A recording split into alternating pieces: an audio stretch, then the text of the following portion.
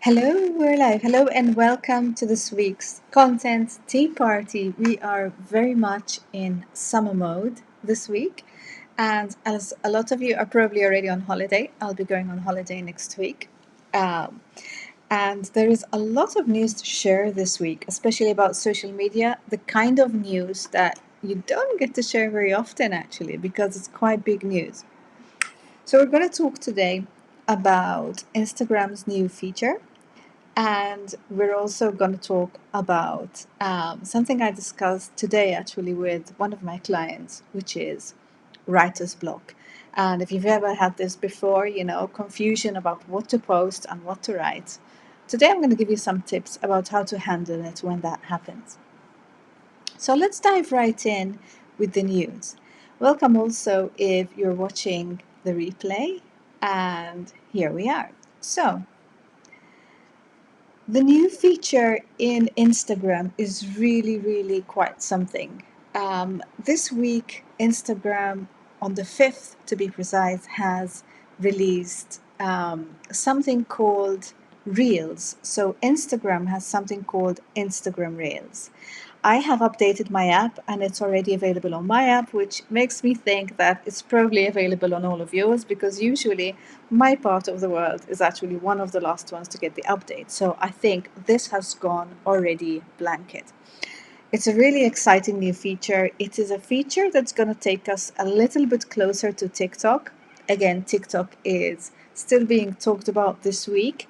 Um, Both Twitter and Microsoft are, trying to negotiate purchase of TikTok or some sort of partnership or takeover. We'll see how that ends up. A little bit of a political hot potato over there. But the great thing about this new Instagram feature is that it's going to be a little bit like TikTok, and in fact, in some cases, it may also perhaps allow you to repurpose TikTok content. So let's have a look at what the reels look like. So I've got a little screenshot here on this side, and so what you can see with the reels over here, you can see a button at the bottom in the middle of the actual screen that says reels. Now, how do you get hold of this button? So you can find this button. I've got just a quick little thing to show you here, and yeah. So the way you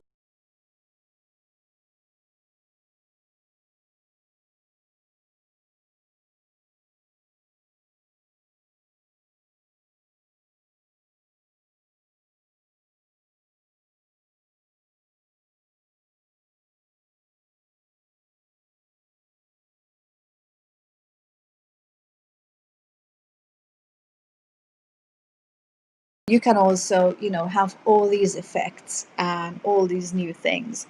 Um, so far, it looks like they're going to be just 15-second videos. So very much exactly the same format as TikTok. And what's going to happen is that you will be able to then, when you have finished this, you will be able to share this to the new Instagram Explorer, or you will also be able to share it on your feed. So, in spite of it being kind of story shaped, it's going to be shared on your feed. I haven't seen any on feeds yet because this has only been out for a few days. So, Instagram announced it on the 5th, and I've literally had it on my phone just for a couple of days. So, but what happens is that then obviously it will need some sort of visual so that it can fit within your feed. Um, I would think that it's going to work a little bit like when you have a video that is in portrait, and it will either chop it or you can select potentially an image to put as a cover so that your feed looks nice and neat. So nice little interesting feature. You can also add your own music, or you can use music which is on Instagram. This is going to be quite exciting because what it's going to do is potentially bridge the gap for us a little bit. For those of us who are not ready to go on TikTok yet, it will potentially bridge the gap a little bit so that we can go and try out this feature and sort of maybe get some ideas and start to understand how in the future maybe TikTok can work for business. That is, if it will, remain widely available as is, because that is all up in the air at the moment. TikTok is an interesting platform because at the moment it is the only platform that really the algorithm allows you to go viral. So when people start getting interested in what you're doing, it will show it to a lot of people in a very short period of time, which allows your content to go viral really quickly. And that is sort of, I think, its winning and its most attractive feature. Okay, so let's jump on to the second section. Hello, Sayali, I can see you. Do leave me a thumbs up or a message so that I can see that you're here. And I'm going to move on to the next question, which I discussed today actually with my client Sonia, and we were talking about writer's block. And I'm going to be perfectly honest. In the beginning, when I started writing, in our own agency. So we used to have content to write every week for our clients. And I never really had a problem sitting down and writing. Sometimes, by lunchtime on Monday, I would have written, at least 7 or 8 posts. And I never had a problem. I used to sit down and just write. And I think this is why I didn't have writer's block. I didn't have writer's block because there was not much of an emotional connection between the content that I was writing and myself personally or my business. So I think writer's block tends to become a problem when, of course, we are very much intertwined in our own business, especially as coaches, consultants, or service providers. We have a very close relationship with what we do. We love what we do. We care a lot about our clients. And sometimes, especially in times like this, because of COVID, a lot of people at the moment are also pivoting. And pivoting is actually one of the main causes of content confusion, which causes writer's block. So if you're experiencing a bit of writer's block at the moment, here are a few things that you can do. So one thing that I find really, really helps me when it comes to writing, to literally just be able to, switch it on and get the writing done, is always putting on the same music, always being in the same place when I write, and always doing it at the same time every week. It's like you've conditioned yourself to focus, and it really helps you when you can sit down and then you can follow. You can just, sort of let go and relax and go into creative mode. However, like I said, this may not work sometimes. We have a long-term plan and we sit down, we have our list of articles, we've decided we know what blog we need to write this week, or else, if like me, you prefer to leave a little bit more creative license, I actually plan my posts, I plan the titles, but I do not actually plan the dates, so that when I sit down and I write, I can pick the one that inspires me the most on the day. And I find that makes for better writing, and also it helps me get writing faster, so I'm more productive, and things flow better. So that is one thing you can do definitely. If you leave out the dates and stay a little bit more flexible, it's going to help your creativity.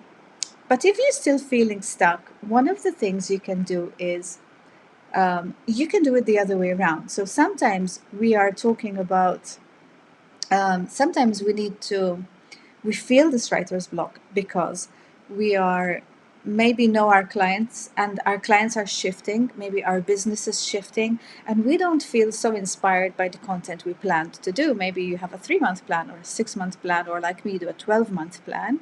And 6 months down the line, you look at the list you've written and you're like, I don't really want to write about this stuff because I don't feel like it really connects to what my audience is doing. And sometimes that's where the writer's block is coming from. You want to write, but you don't feel like it's the right thing. It just doesn't flow. So what you need to do in this case is just focus on your clients, just feel, and try to understand, even have conversations with your clients, and try to feel what you really want to write about right now, what you feel that is really going to help your clients right now. And then what you can do is you can go back and you can rehash your plan and you can put in what you know your clients want now, even though it might be temporary because you are in shift, or maybe they are in shift because of the current situation. Just make sure that you're comfortable with the content you're putting out there, that you feel connected with it, that it feels genuine, it's coming from a place where you know it's going to land with your clients in the right place, and you feel confident putting it out there, because that's really, really important. Sometimes, if we're not confident, if we've just put something down because maybe we saw a competitor talk about it, and we thought it would be good for our audience, and then we sit down and try to write it, and you're not really feeling it, that means that we've picked the wrong thing. So very much most of the time it's a matter of, is the connection with the client there? And if I need to revisit my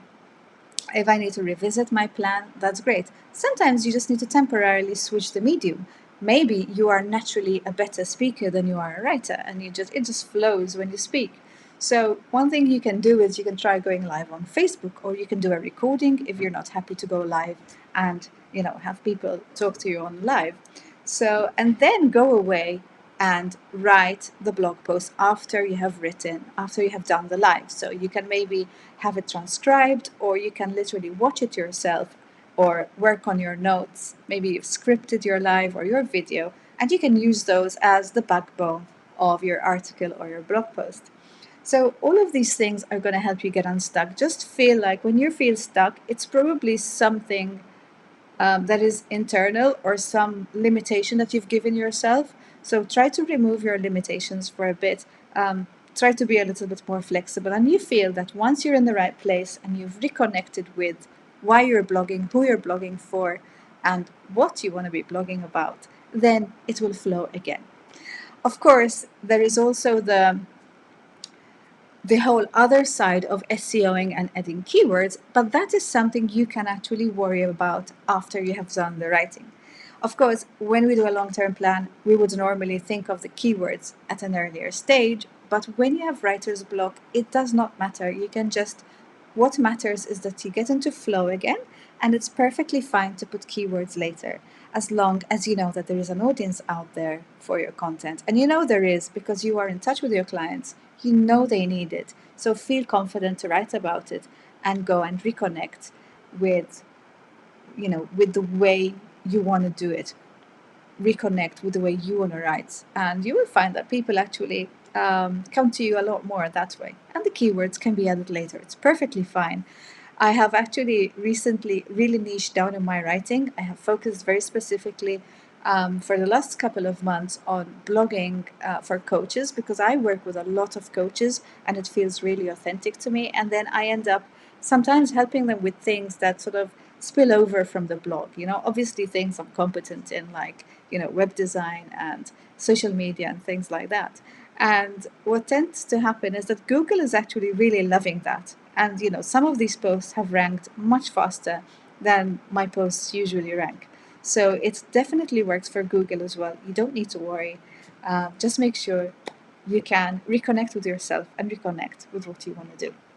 So that was my message for you today. If you have questions, feel free to pop them into the chat.